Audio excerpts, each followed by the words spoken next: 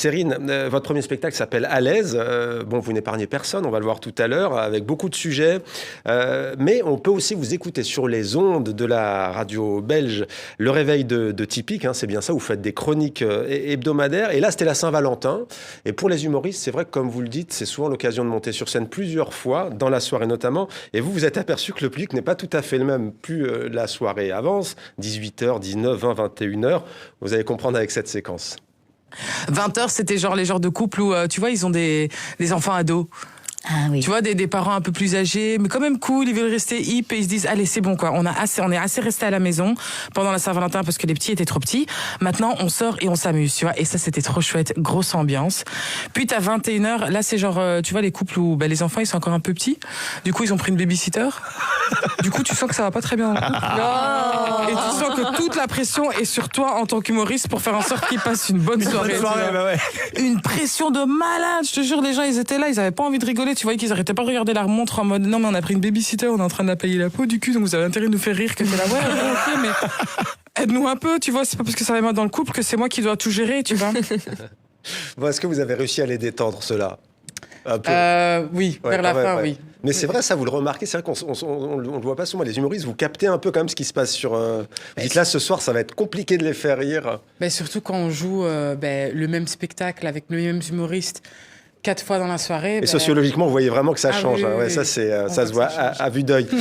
Alors, vous êtes à la Nouvelle Selle chaque jeudi. Vous y étiez donc cette semaine. Votre spectacle s'appelle À l'aise. Tiens, c'est vrai qu'on aurait pu ajouter Sans filtre aussi, parce que vous y allez cash hein, quand même sur des sujets parfois pas très, très faciles, mais vous dites clairement comment vous les avez vécus, vous, par exemple.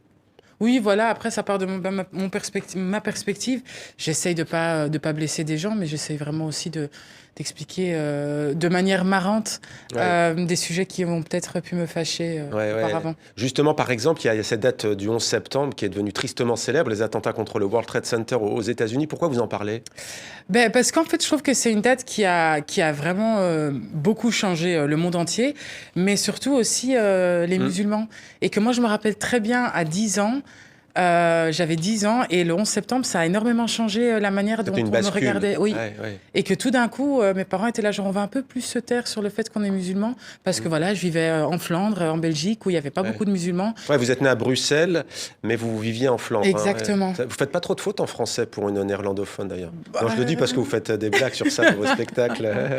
Non, j'en fais quand même, mais j'essaye de faire. Je me souviens parce qu'on connaît la querelle linguistique qu'il y a en Belgique entre les néerlandophones et les flamands. Mais pour revenir, vous viviez en Flandre et vraiment vous avez senti que dans votre famille, voilà, votre père vous disait il va falloir en tenir compte, quoi. Oui, on sentait juste que voilà, ça commençait à devenir différent. À partir de mes 10 ans, je sentais en fait, être musulman, c'est pas très populaire. Ouais. Qu'est-ce qui vous a inspiré ce spectacle à l'aise au-delà de toutes ces questions? C'est votre premier seul en scène, one man, woman? Oui, voilà, tout à fait. C'est mon premier seul en scène. Ce qui m'a inspiré, c'est en fait un peu le parcours que j'ai fait de personnes qui a tout le temps été marrante et qui a tout le temps su amorcer tout ce qu'elle s'est passé dans sa vie avec l'humour et qui a décidé d'en faire son métier. Ouais. Alors juste une chose quand même, je me permets de vous poser la question, je pense que c'est pas un piège pour vous, mais il y a quand même pas mal de, comment on dit, des gros mots quand même. Ça, vous l'assumez, c'est une des... Ça y va cash, mais comment réagit le public? Mais dès le début, j'explique que c'est à cause de mon papa. Ouais, c'est ça, il a bon dos. Hein. Comment il réagit? Au début, il aimait pas trop. Et puis, quand je lui ai expliqué, mais papa, tu sais combien de gros mots tu dis, en fait? C'est là où il s'est dit, c'est vrai qu'en fait, quand je m'énerve, je peux y aller avec la Tunisie, vous y avez déjà joué? Oui, j'ai déjà joué quelques fois. À Djerba? À Djerba et à Tunis aussi. Ouais. Quel est votre rapport à ce pays, le pays de vos parents? Je dois y aller 2-3 fois par an. C'est nécessaire. 2-3 fois par an? Oui, j'adore y aller. En même temps, ça, à Djerba, après, c'est pas très loin, donc c'est vrai, on j'ai peut de la se chance. permettre. Voilà.